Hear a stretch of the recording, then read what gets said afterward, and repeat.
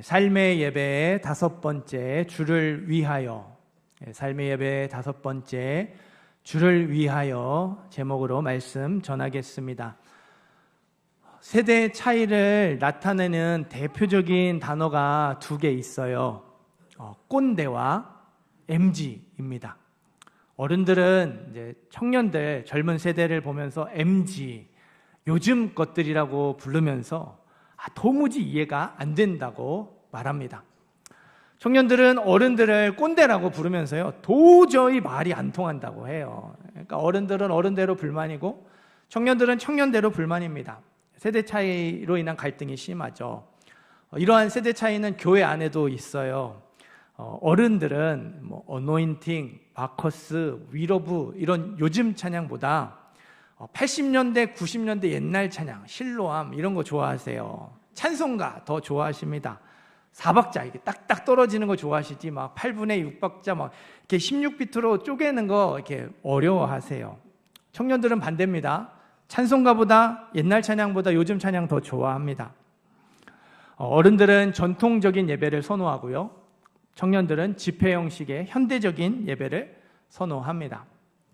우리 교회 예배는 현대적인 예배에 좀 많이 가깝죠. 전통적인 예배의 순서들을 중간중간에 넣은 현대적인 예배, 점점 더 현대적인 순서들로 많이 바뀌어져 가고 있어요. 제가 오고 나서 예배 순서, 강단 올라오는 거, 대표기도, 7월, 8월 예배 복장 등등 많은 것들을 좀 현대적으로 바꿔가고 있거든요. 그래서 좀 불편하신 분들, 또 어색하신 분들 계실 텐데 잘 따라와 주셔서 감사드립니다.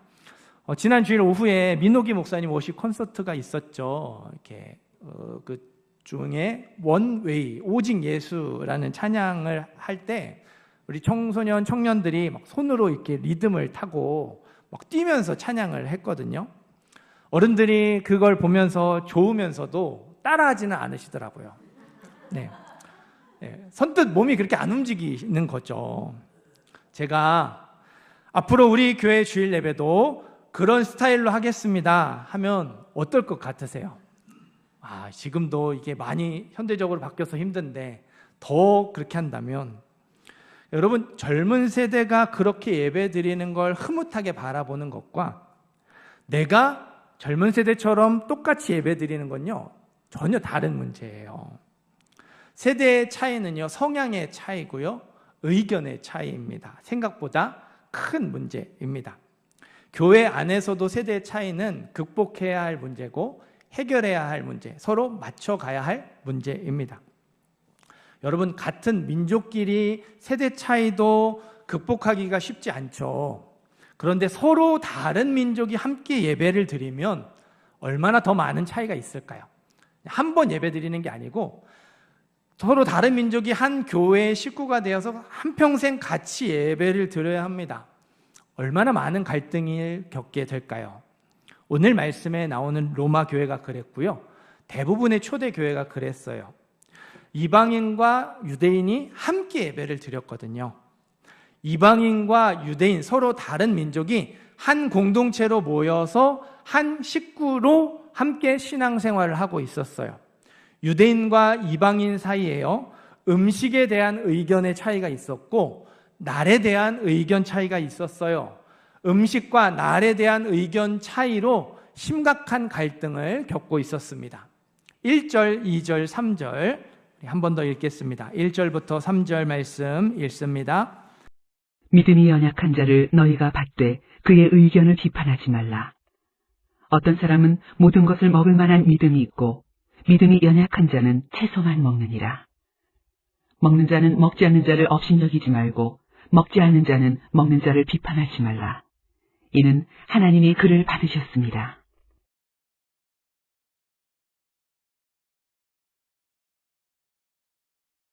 율법에 따르면 돼지는 부정한 동물이에요. 유대인들은 돼지 고기를 먹지 않았어요. 그래도 소고기, 양고기, 다른 고기는 먹을 수 있죠. 그런데 로마 교회에 있는 유대인들이 모든 고기를 먹지 않았어요. 돼지 고기만 안 먹은 게 아니라 소고기도 안 먹고 양고기도 안 먹고 생선도 안 먹었습니다. 채소만 먹었어요. 고기를 싫어해서 채소만 먹었을까요? 아니죠. 고기를 좋아하고 고기를 먹고 싶은데 상황 때문에 고기를 못 먹었어요. 당시에 정육점에 우상의 제물로 사용된 고기와 우상의 제물로 사용되지 않은 고기, 일반 고기를 함께 팔았거든요. 이렇게 나눠서 판 게 아니라 고기를 막 뒤섞어서 팔았어요. 그러니까 유대인들은 고기를 살 때마다 이거 우상의 제물로 사용된 고기인가요? 아닌가요를 물어봐야 돼요. 확인하고 사야 됐어요. 내가 사서 먹을 때는 물어볼 수 있어요. 확인할 수 있습니다. 그런데 외부 행사에 갔는데 고기가 나왔어요. 친구 집에 식사 초대를 받았는데 고기가 나왔어요. 거기서 이거 우상의 제물로 사용된 고기예요? 물어볼 수 없죠. 그렇다고 그냥 먹으면 자기도 모르는 사이에 우상의 제물로 사용된 고기를 먹을 수 있어요. 율법을 어길 수 있죠. 그래서 로마 교회에 있는 유대인들은 아예 안 먹기로, 모든 고기를 먹지 않기로 했어요. 모르니까 이게 어떤 고기인지를 매번 확인하는 게 너무 번거롭고 힘드니까, 불가능하니까 아예 고기를 먹지 말자, 채소만 먹기로 했습니다. 유대인과 이방인 사이에 음식에 대한 의견 차이가 있었어요. 유대인은 먹으면 안 된다, 우상에게 바친 음식을 먹을 수 없다, 고기를 먹는 이방인을 비판했습니다. 이방인은 아직도 율법 타령이냐, 고기를 먹지 않는 유대인을 업신여겼어요. 유대인과 이방인 사이에 날에 대한 의견 차이가 있었어요. 유대인은 주의 날 외에도 안식일도 지키는 것이 좋고 절기도 지키는 것이 좋다, 이방인에게 안식일과 절기를 강요했습니다. 이방인은 아직도 율법 타령이냐며 안식일과 절기를 강요하는 유대인을 깔보고 무시했어요. 한 교회 안에서 음식을 먹는 걸로, 날을 지키는 걸로 의견의 차이가 있었고 대립했습니다. 유대인은 이방인을 비판했고 이방인은 유대인을 업신여겼어요. 사도 바울 개인적인 입장은요, 이방인 편이었어요. 1절, 2절을 보면 유대인을 믿음이 연약한 자라고 부릅니다. 우상의 제물로 바친 고기를 먹지 않으려고 채소만 먹는 게 믿음이 연약한 모습이라는 거죠. 주의 날만 지키면 되는데 안식일도 지키고 절기도 지키는 게 믿음이 연약한 모습이라고 말해요. 믿음으로 구원받았는데 여전히 율법에 매여 있는 것, 연약한 모습이라고 말합니다. 4절도 볼까요? 남의 하인을 비판하는 너는 누구냐? 이방인을 남의 하인, 하나님의 종으로 부르죠. 그가 세움을 받으리니 이는 그를 세우시는 권능이 주께 있습니다. 하나님이 그를 세우시는 권능이 있으니, 하나님이 이방인을 세우시는 권능이 있으니 이방인이 자유롭게 고기를 먹고 안식일 안 지키고 절기를 안 지켜도 이방인이 넘어지지 않을 거라고. 음식과 날에 대한 의견 차이에 있어서 이방인이 맞다고, 이방인이 옳다고 이방인의 손을 들어주죠. 율법으로부터 자유롭게 된 것이 맞다고, 좋은 건강한 믿음이라고, 성숙한 믿음이라고 말해요. 그런데요, 성경 잘 보세요. 바울이 이방인이 맞고 유대인이 틀렸다, 옳고 그름을 가리지 않습니다. 유대인을 연약한 믿음이라고 말하지만 유대인을 틀렸다고 말하지 않아요. 이방인이 옳다는 입장을 표현하는데 이방인이 맞다고 말하지 않아요. 옳고 그름을 가리지 않습니다. 3절 말씀 한 번 더 읽어볼까요? 3절 읽습니다. 먹는 자는 먹지 않는 자를 업신여기지 말고 먹지 않는 자는 먹는 자를 비판하지 말라. 이는 하나님이 그를 받으셨습니다.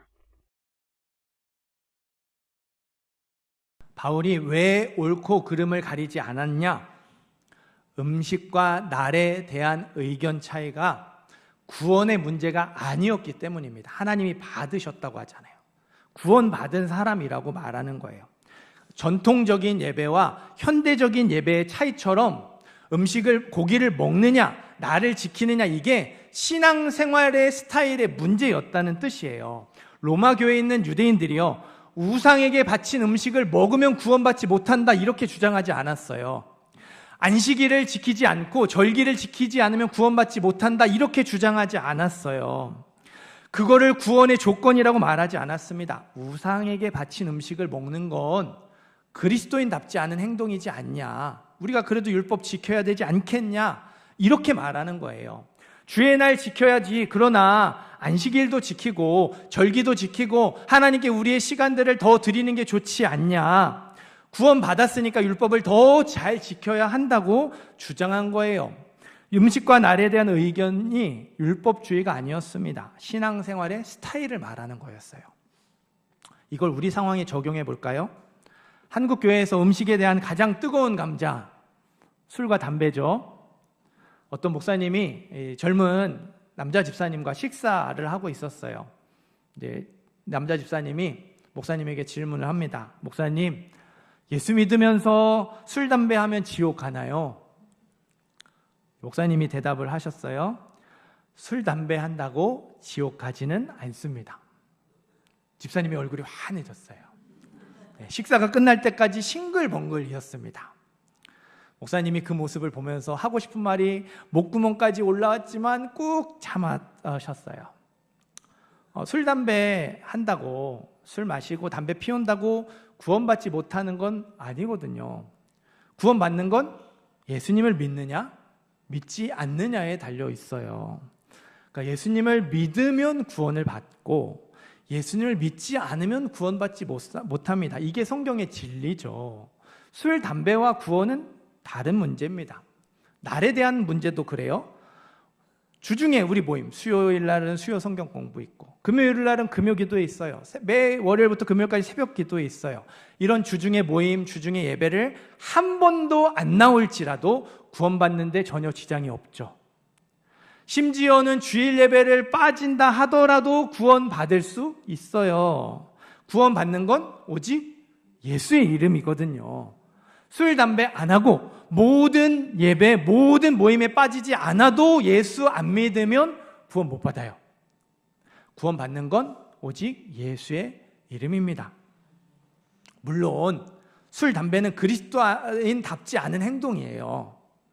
예배에 나오고 싶으면 나오고 안 나오고 싶으면 안 나오는 것도 그리스도인답지 않은 모습입니다. 음식과 날에 대한 유대인의 의견이 틀리지 않았어요. 그리스도인이라면 하지 말아야 하는 것들이고 그리스도인이라면 지켜야 하는 것들이 맞아요. 그러나 여러분, 처음부터 그렇게 행동하는 거, 처음부터 그리스도인답게 행동하는 게 쉬운 일이 아니죠. 술, 담배 즐기던 사람이 교회 왔다고 저절로 술, 담배가 끊어지지 않아요. 주일에 늦잠 자고 캠핑 다니던 사람이 교회 왔다고 갑자기 주일 아침에 벌떡 일어나고 캠핑이 재미없어지지 않습니다. 가끔 그런 사람들이 있어요. 교회 오자마자 확 달라지는 사람들이 가끔 있어요. 그건 특별한 은혜, 특별한 케이스입니다. 대부분은요, 교회 오기 전과 후가 똑같아요. 다른 게 없어요. 그냥 이제 주일날 교회 오는 것 정도, 그거 하나의 변화만 있을 뿐이지 다른 모든 삶은 거의 비슷합니다. 그렇게 교회를 다니다가 예수님을 믿음으로 구원을 받고 믿음이 자라가면서 하나둘 잘못된 것들을 바로 잡아가죠. 교회 다니기 전에 옛 습관들을 하나둘 고쳐가게 되죠. 그리스도인답지 않은 것들을 하나씩 바로 잡아갑니다. 점점 그리스도인다운 모습으로 변화되어 가죠. 그런데요, 이런 것들로 교회 안에서 갈등이 생기면 어떤 일이 일어날까요? 이거 그리스도인답지 않은 행동인데 왜 했어? 하면 안 되는 거잖아. 왜 했어? 비판하고 정죄하면 어떤 일이 일어날까요? 이거 그리스도인이라면 해야 하는 것이잖아. 왜 안 했어? 해야지, 지켜야지, 억지로 하게 강요하면 어떤 일이 일어날까요? 이제 막 믿음을 시작하려는 사람들이 교회를 떠날 수 있어요. 교회 문턱이 높아져서 교회를 오지 못하게 만드는 담이 될 수 있습니다. 교회에 와서 예수님을 믿어야 할 사람들을 교회로부터 멀어지게 한다는 거예요. 정말 다행스럽게도 그 사람들이 교회를 떠나지 않고 교회 안과 멀어지지 않을 수도 있어요. 그러나 교회 안에 있지만 신앙생활에 기쁨이 없을 수 있습니다. 예전에 광수생각이라는 만화가 있었어요. 뭔지 아시는 분들은 좀 연식이 이렇게 있으신 분들입니다. 이분이 자기가 중학생 때 겪었던 일을 그 이제 에피소드 하나로 그렸거든요. 중학교 때 친구를 따라 교회를 갔대요. 자기 딴에는 멋부린답시고 가장 멋있다고 생각되는 옷, 새로 산 추리닝을 입고 갔어요. 메이커 추리닝을 입고 갔습니다. 그런데 목사님이요, 교회에 추리닝 입고 오는 녀석이 어디 있냐며 심하게 혼냈습니다. 그러니까 지금이야 추리닝을 입고 와도 아무렇지도 않아요. 근데 당시는 80년대 초반입니다. 그때 당시 분위기 생각해 보세요. 지금은 여러분 이렇게 예배 시간에 아니면 실내에서 모자 쓰고 있어도 그냥 그런가 보다 하죠. 그 당시만 해도 제가 대학생 때 90년대 후반까지만 해도 실내에서 이거 쓰고 있으면 혼났어요. 그런 분위기 속에서 추리닝 입고 왔으니 당연히 혼났죠. 나름 잘 입고 간 건데 크게 상처를 받았어요. 그날 이후로 다시는 교회를 가지 않았어요. 거기 만약에 그렇게 적었어요. 그날 이후로 한 번도 교회를 가지 않았다고. 옷 같은 거는 시대에 따라 달라질 수 있는 거잖아요. 우리가 시대와 상황에 따라 달라질 수 있는 것 가지고 목숨을 걸면 안 돼요. 그것 가지고 상대방을 업신여기고 상대방을 비판하면 이런 일들이 일어날 수 있다는 거죠. 오히려 우리가 목숨을 걸어야 하는 건 시대가 지나도 달라지지 않는 것. 그렇죠? 예수의 이름으로 구원받고 그가 하나님을 사랑하며 믿음으로 살아가게 되는 것, 그거를 잘 붙들어야겠죠. 반대의 경우도 있어요. 신대원에 입학한 전도사님이 이제 교회 사역을 시작을 했습니다. 가난한 동네에 있는 교회 중고등부를 맡게 됐어요. 환경이 그러니까 조금 안 좋은 아이들이 좀 많이 있었겠죠. 거칠고 말 안 듣고 말썽 피우는 학생들이 덜어 있었어요. 그 중에 유독 말썽을 부리던 학생이 있었습니다. 이 아이를 어떻게 변화시킬 수 있을까 고민하던 전도사님이요, 큰 모험을 하기로 결심을 해요. 사촌 동생에게 전동 타자기를 빌려서 쓰고 있었거든요. 그때는 전동 타자기가 되게 고가품이에요. 그래서 이거를 돌려줘야 되는데 이 돌려주는 거를 그 말썽 부리는 학생에게 맡겨보기로 한 거예요. 만약에 이 학생이 들고 튀는 순간 전사님은 어마어마한 손해를 볼 수밖에 없겠죠. 이 부탁을 받은 학생도요, 나를 어떻게 믿고 이렇게 비싼 걸 맡기나 놀란 얼굴이었어요. 믿기지 않는 표정이었죠. 전도사님이 모르는 척 심부름을 시켰습니다. 교통비와 점심값까지 두둑하게 챙겨줬어요. 어떻게 됐을까요? 다행스럽게도 학생이 들고 튀지 않았어요. 심부름을 잘 마쳤습니다. 전도사님의 믿음을 저버리지 않았어요. 이후에요, 학생이 조금씩, 진짜 조금씩 반듯해지기 시작했어요. 전도사님이 자기를 믿어줬거든요. 다 자기를 불량한 학생으로 보면서 선입견을 가지고 보고 그런 눈으로 보는데 전도사님이 자기를 그렇게 안 봐줬거든요. 있는 그대로 받아줬거든요. 믿어줬거든요. 그 믿음에 이 학생이 조금씩 변화되게 된 거죠. 믿음이 믿음을 불러왔어요. 먹는 자는 먹지 않는 자를 업신여기지 말고, 먹지 않는 자는 먹는 자를 비판하지 말라. 왜냐하면 하나님이 그 사람을 받으셨습니다. 먹는 사람도 받으셨고 먹지 않는 사람도 받으셨기 때문입니다. 교회 안에 그리스도인답지 못한 모습을 보여주는 사람 있을 수 있어요. 그럴지라도 업신여기지 말고 비판하지 말아야 합니다. 하나님이 그 사람을 받아주셨어요. 하나님이 그 사람을 받아주셨으니 우리도 그 사람을 받아주어야 돼요. 참아주어야 하고 품어주어야 합니다. 그 사람의 믿음이 자라날 때까지 기다려줘야 돼요. 속이 터지죠. 그래도 믿어줘야 돼요. 믿음이 믿음을 불러오거든요. 용서와 용납의 사랑이 믿음을 자라게 하거든요. 마태복음 18장 6절 제가 읽어드릴게요. 누구든지 나를 믿는 이 작은 자 중에 하나를 실족하게 하면 차라리 연자맷돌이 그 목에 달려서 깊은 바다에 빠뜨려지는 것이 나으니라. 마가복음 9장 42절입니다. 또 누구든지 나를 믿는 이 작은 자들 중 하나라도 실족하게 하면 차라리 연자맷돌이 그 목에 매어 바다에 던져지는 것이 나으니라. 누가복음 17장 2절입니다. 그가 이 작은 자 중에 하나를 실족하게 할진대 차라리 연자맷돌이 그 목에 매어 바다에 던져지는 것이 나으니라. 작은 자를 실족하게 하지 말라는 말씀이요, 마태복음, 마가복음, 누가복음에 다 나와 있어요. 작은 자를 실족하게 하지 않는 것, 이게 얼마나 중요한 말씀이면 마태복음, 마가복음, 누가복음에 다 나와 있을까요? 토시 하나 틀리지 않고 똑같이 반복하고 있을까요?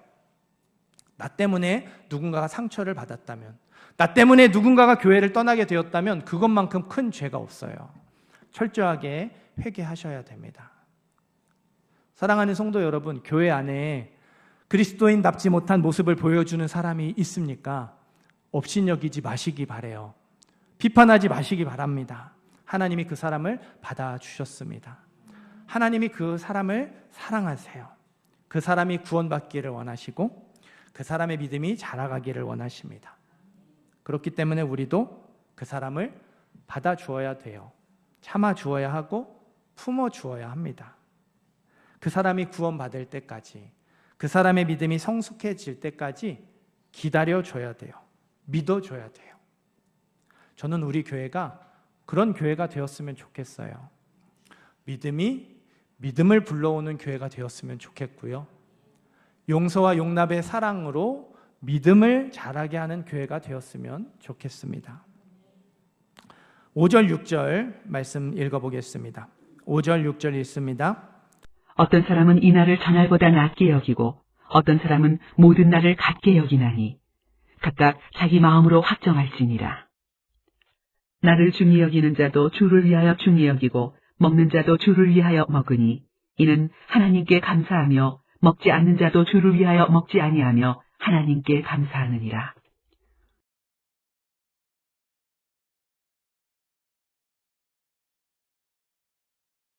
바울이 옳고 그름을 가리지 않은 이유가 한 가지 더 있어요.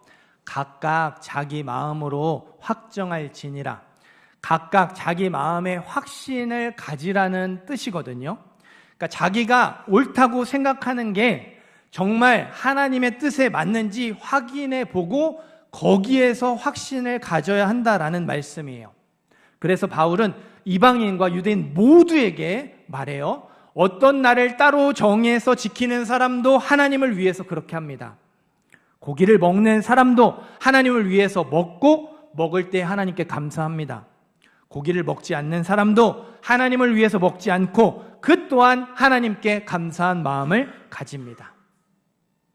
나를 지키는 사람도 하나님을 위해서 나를 지키고 나를 지키지 않는 사람도 하나님을 위해서 나를 지키지 않고 고기를 먹는 사람도 하나님께 위해서 하나님께 감사하는 마음으로 고기를 먹고 고기를 먹지 않는 사람도 하나님을 위해서 절제하며 하나님께 감사하는 마음으로 먹지 않는다고. 다 하나님을 위해서 해야 된다고 말하죠. 옳다고 주장하기 전에 자기의 생각으로 판단하고 비판하며 강요하기 전에 너의 모습을, 너의 마음을 돌아보라는 거예요. 상대방을 업신여기거나 비판하기 전에 먼저 이게 주를 위해서 하는 마음인지 자기를 위해서 하는 마음인지 살펴보라는 거죠. 하나님을 위해서 그렇게 하고 있는지 아니면 나를 위해서 그렇게 하고 있는지 마음을 살펴보라는 거예요. 잘 들으시기 바라요. 그리스도인에게 중요한 건 무엇을 하느냐가 아니에요. 어떤 마음으로 그 일을 하느냐예요. 우리는 무언가를 하는 걸 되게 중요하게 생각하는데요. 성경은 그걸 어떤 마음으로, 어떤 목적으로 하고 있느냐가 훨씬 더 중요하다고 가르칩니다. 이 목회가 하나님을 위해 하는 거잖아요. 근데 이 목회도요, 나를 위해서 할 수 있어요. 헌신과 봉사가 교회를 위해서 하는 거고 하나님을 위해서 하는 건데요. 동시에 그 헌신과 봉사를 나를 위해서 할 수도 있습니다. 지금 이 자리에서 예배드리는 것도 하나님을 위해서 예배드리는 사람이 있고요. 나를 위해서 예배드리는 사람이 있어요. 그렇기 때문에 우리가 우리 마음을 돌아봐야 돼요. 우리 마음을 살펴봐야 됩니다. 내가 이 일을 하나님을 위해서 하고 있는지 나를 위해서 하고 있는지. 이 질문은 이렇게 바꿔볼 수 있어요. 하나님을 기쁘게 하는 것이 중요합니까? 아니면 나를 기쁘게 하는 것이 중요합니까? 이렇게 질문 드리면 대부분은 하나님을 기쁘게 하는 게 중요합니다 대답을 하실 텐데요. 진짜 하나님 기쁘게 하는 건요, 하나님이 기뻐하시는 걸 보면서 나도 기뻐하는 게 하나님 기뻐하는 거예요. 기쁘게 하는 거예요. 내가 하기 싫어요. 내가 불편해요. 어려운 거예요. 근데 하나님을 위해서, 하나님이 그걸 기뻐하시기 때문에 그걸 했어요. 그래서 하나님이 그걸 기뻐하세요. 그걸 보면서 내가 기뻐하는 게 진짜 하나님을 기쁘게 하는 거고 상대방을 기쁘게 하는 거예요. 내가 기쁘면서 하나님 기쁘시죠? 라고 하는 건 나를 기쁘게 하는 겁니다. 솔직히 말해볼까요? 우리가 우리의 생각을 다른 사람에게 강요하는 이유, 우리가 우리의 기준으로 다른 사람을 판단하는 이유가 무엇입니까? 나를 기쁘게 하기 위해서죠. 내 만족, 나의 자랑, 나의 유익을 위해서죠. 그렇게 해야 내 속이 시원해지거든요. 그렇게 해야 내가 옳다는 걸 나타낼 수 있거든요. 증명할 수 있거든요. 여러분, 하고 싶은 말을 다 하는 사람은요, 하나님을 기쁘게 하는 것보다 나를 기쁘게 하는 게 더 중요한 사람이에요. 꼭 기억하시기를 바라요. 내 속이 시원해져서 하나님을 기쁘게 하는 경우는 많지 않아요. 나의 옳음을 밀어붙여서 하나님을 기쁘게 하는 경우는 많지 않습니다. 하나님을 기쁘게 하는 경우는 정반대일 때가 많죠. 내가 받아주느라고 힘들 때, 내가 사랑하고 섬기느라고 불편할 때, 고생할 때, 내가 참아주고 기다려주고 믿어주느라고 속이 터질 때, 답답해서 속이 터질 때, 그때 하나님이 우리의 모습을 보며 기뻐하시죠. 그게 하나님의 기쁨이 되는 것이죠. 우리가 그리스도인답지 못하게 행동하는 것도 마찬가지예요. 왜 우리가 그리스도인답지 못한 행동을 자꾸 하는 걸까요? 하나님을 기쁘게 하는 것보다 나를 기쁘게 하는 게 더 중요하잖아요. 내가 하고 싶은 대로 하는 게 더 중요하니까 그렇게 하는 거예요. 하나님을 기쁘게 하는 것보다 나를 기쁘게 하는 게 더 중요하니까 계속 그리스도인답지 못한 행동들을 하는 거죠. 설교 중에 조금 생뚱맞지만 넌센스 퀴즈 하나 드릴게요. 세상에서 제일 나쁜 사람은 어떤 사람일까요? 넌센스 퀴즈예요. 세상에서 제일 나쁜 사람 어떤 사람일까요? 정답은 나뿐인 사람입니다. 이해하셨어요? 네. 세상에서 제일 나쁜 사람은 나뿐인 사람. 네. 나뿐인 사람, 나를 기쁘게 하는 사람이 세상에서 제일 나쁜 사람이에요. 지난 수요일에 보내드렸던 그 오늘의 말씀과 기도 메시지, 그 중에 이런 내용이 있어요. 기업 물을 자 1순위였던 사람의 이름은 기록하지 않고 2순위였던 보아스의 이름만 기록했습니다. 아무것도 포기하지 않았기 때문에 기억할 가치가 없는 이름이라는 것입니다. 기업 물을 그 1순위였던 사람이 처음부터 안 물은다고 하지 않았어요. 내가 물으리라. 처음에는 내가 물으리라, 나오미와 룻을 돌보고 보살피겠다고, 책임지겠다고 했어요. 그런데 금방 말을 바꾸죠. 내 기업에 손해가 있을까 하여 나를 위하여 물으지 못하노니. 나오미와 롯을 돌보면 나에게 손해가 될 것 같고, 그래서 나를 위해서 책임을 안 지겠다고, 나는 나를 위해 사는 사람이기 때문에 아무것도 희생하지 않겠다고 대답했어요. 그래서 성경이 가난한 친족을 돌보지 않고 나만을 위해서 살았던 사람, 나를 위해서 그 모든 것들을 포기하지 않았던 사람, 아무것도 희생하지 않았던 사람, 나뿐인 사람의 이름 기록하지 않았어요. 기억할 가치가 없다며 아무개로 적었어요. 기억할 가치가 없는 이름은 신약 성경에도 몇몇 나와요. 거지 나사로와 부자의 이야기 아시죠? 부자가 지옥에 떨어져서 고통받는 이야기를 자세하게 기록했고요. 거지의 이름이 나사로였다라는 것까지 기록했어요. 그런데 부자의 이름만큼은 기록하지 않았어요. 기억할 가치가 없는 이름, 노네임인 거죠. 아무개예요. 십계명을 다 지켰다면서 자랑했던 부자 청년, 너의 소유를 팔아서 가난한 사람들에게 나눠주란 예수님의 말씀에 근심하며 돌아갔죠. 그 부자 청년의 이름도 노네임, 이름이 없어요. 모두 자기를 위해서 살았던 사람들, 나를 기쁘게 하는 것이 중요한 사람, 나뿐인 사람이었거든요. 우리 중에 누구든지 자기를 위하여 사는 자가 없고 자기를 위하여 죽는 자도 없도다. 우리가 살아도 주를 위하여 살고 죽어도 주를 위하여 죽나니 그러므로 사나 죽으나 우리가 주의 것이로다. 사랑하는 성도 여러분, 하나님을 위해 살고 있습니까? 아니면 나를 위해 살고 있습니까? 하나님을 기쁘게 하는 것이 중요하십니까? 아니면 나를 기쁘게 하는 것이 중요하십니까? 우리 중에 누구든지 자기를 위하여 사는 자가 없고 자기를 위하여 죽는 자가 없나니 우리가 살아도 주를 위하여 살고 죽어도 주를 위하여 죽나니 그러므로 사나 죽으나 우리가 주의 것이로다. 성경은 우리가 하나님을 위해 살고 하나님을 위해 죽어야 하는 사람이라고 말해요. 저와 여러분 한 사람 한 사람이 예수님의 핏값으로 산 하나님의 것이 되었기 때문에 하나님을 위해서 살아가야 하고 하나님을 위해서 죽어야 하는 사람이라고 가르칩니다. 이 부분에 대해서 옥하는 목사님이 설교하신 내용이 있어요. 그대로 읽어드릴게요. 예수님을 믿고 교회에 나오십니까? 그렇다면 한 가지 분명하게 결정된 사실이 있습니다. 이제부터 여러분은 나를 위하여 라는 말을 쓸 수 없습니다. 그 대신 하나부터 열까지 모두 주를 위하여 라는 말을 써야 합니다. 하나부터 열까지 모두 주를 위하여 사는 삶이 되어야 합니다. 그렇게 해야만 하나님이 기뻐하시는 사람이 될 수 있습니다.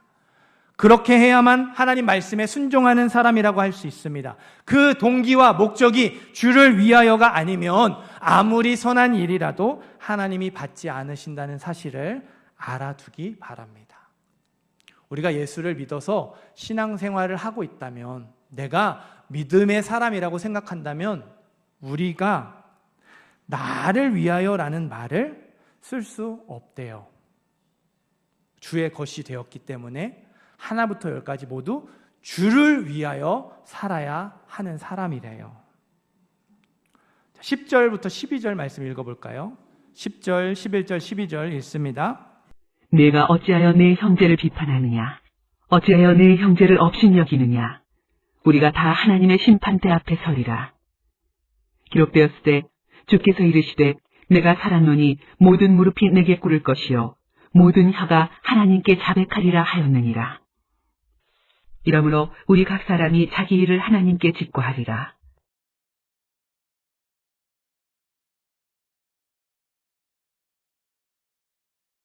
마지막 날 모든 사람은 하나님의 심판대 앞에 섭니다. 구원받지 못한 사람도 자기의 행위에 따라 심판을 받고 구원받은 사람도 자기의 행위에 따라 심판을 받습니다. 마지막 날 하나님이 우리의 그 일평생, 우리가 살아온 삶을 어떻게 평가하고 어떻게 심판하실지는 잘 모르겠어요. CCTV 찍은 것처럼 영상으로 보여주실지, 아니면 이렇게 그 녹음한 거를 우리에게 들려주실지, 아니면 하나하나 그 다 기록한 거를 우리에게 읽어주실지 모르겠어요. 구체적으로 어떻게 심판하실지는 모르겠습니다. 하지만 오늘 말씀 11절, 12절을 통해서 확실하게 알 수 있는 게 있죠. 마지막 날 하나님 앞에서 우리가 우리의 입으로 자백해야 돼요. 우리가 그동안 어떻게 살아왔는지, 그때 왜 그렇게 말하고 그때 왜 그렇게 행동했는지를 자백해야 돼요. 우리 입으로 짓고 있는 그대로, 사실 그대로를 말씀드려야 되는 거예요. 너 이렇게 했어? 네, 아니요가 아니라 나의 입으로 이런 걸 이렇게 했다고, 그때 이러한 마음으로 이렇게 이런 일들을 했다고 말씀드려야 돼요. 자백하고 짓고 해야 합니다. 이번 이제 돌아오는 수요일에 킹 오브 킹스 애니메이션이 개봉을 하거든요. 예수님의 생애를 그린 애니메이션이에요. 이게 완성하는데 10년 걸렸대요. 영화가 이 정도 시간이 걸리면 이 개봉이 안 됩니다. 그냥 포기해요. 중간에 제작 중단하고 이렇게 영화가 망가지고 이렇게 없어지거든요. 그러니까 우여곡절이 되게 많았다는 뜻이죠. 제작 중간에 이렇게 너무 어려워가지고 감독님이 자기의 이름으로 그 운영하던 회사, 자기 회사를 포기하고 이 작품의 저작권만 들고 나왔어요. 빈손으로 미완성의 작품만 들고 나온 거예요. 감독님이 어쩔 수 없이 그렇게 한 게 아니라 감독님에게도 둘 중에 하나를 선택할 수 있는 기회가 있었대요. 자기의 이익을 위해서 큰 돈을 이렇게 자기가 손해보지 않는 것과 자기가 모든 것을 포기하면서 이 작품을 끝까지 책임지는 것과 둘 중에 하나를 선택해야 되는 이제 기로가 있었던 거예요. 감독님이 큰 돈을 포기하고 자기의 이익을 포기하고 이거를 택한 거죠. 이거 완성하는 걸 택한 거죠. 이제 인터뷰에서 어떻게 그럴 수 있었냐라는 걸 물어봤어요. 큰 돈을 포기하는 게 쉬운 일이 아니고 완성된 작품도 아니잖아요. 미완성의 작품이니까 이게 완성될지도 모르고 완성된다고 이렇게 이렇게 흥행할지도 모르고 아무것도 안 정해져 있는데 이걸 어떻게 선택할 수 있느냐를 물어봤어요. 감독님이 이렇게 대답을 했습니다. 이런 생각을 했습니다. 나중에 결국에는 제가 주님 앞에 서게 될 텐데 너 뭐 하다 왔니? 이 질문에 답을 할 수 없을 것 같았습니다. 그 선택의 기로 앞에서 갑자기 그런 생각이 들었던 거죠. 마지막 날 하나님 앞에 서서 하나님이 물어보실 거죠. 너 뭐 하다 왔니? 대답할 말이 없더라는 거죠. 그냥 세상적으로 잘 먹고 잘 살다 왔습니다. 대답할 수 없잖아요. 너무 부끄럽잖아요. 그래서 저 이 작품 만들었습니다. 말씀드려야 될 것 같아서 그래야 그나마 제가 조금이라도 덜 부끄러울 것 같아서 이거를 선택했다고 그렇게 고백했어요. 하나님 앞에 부끄럽지 않게 내놓을 수 있는 작품을 위해서 하나님을 위해서 큰 돈을 포기했습니다. 사랑하는 성도 여러분, 우리도 마지막 날 하나님 앞에 서게 돼요. 하나님이 저와 여러분에게 질문하실 거예요. 너 뭐 하다 왔니? 너 뭐 하다 왔니? 이 질문에 뭐라고 대답하시겠습니까? 열심히 돈 벌어서 집 키우다 왔습니다. 아이들 좋은 대학 보내다 왔습니다. 좋은 것 먹고 좋은 옷 입고 남들 부러워하는 삶 살다 왔습니다. 이렇게 대답하시겠습니까? 하나님이 사랑하라고 하신 사람들, 우리의 가족들, 교회 식구들을 받아주다 왔습니다. 믿어주고 참아주고 기다려주다 왔습니다. 이렇게 대답할 수 있었으면 좋겠어요. 하나님을 위해서 크진 않지만 나의 시간을 드렸고요. 나의 물질을 드렸고요. 나의 명예를 포기했습니다. 나의 유익을 포기했습니다. 성공할 수 있는 좋은 기회를 포기했습니다. 하나님께 무언가 대답할 말이 있는 삶이 되었으면 좋겠어요. 나를 기쁘게 하는 삶이 아니라 하나님을 기쁘게 하는 삶을 살아가는 저와 여러분이 되기를 간절히 소원합니다. 뭐 하다 왔니에 대답할 말이 있는 삶을 살아가는 저와 여러분 되었으면 좋겠어요. 하나님을 기쁘게 하는, 하나님을 위해서 살아가는 우리 모든 성도님들 되시기를 주님의 이름으로 축원합니다.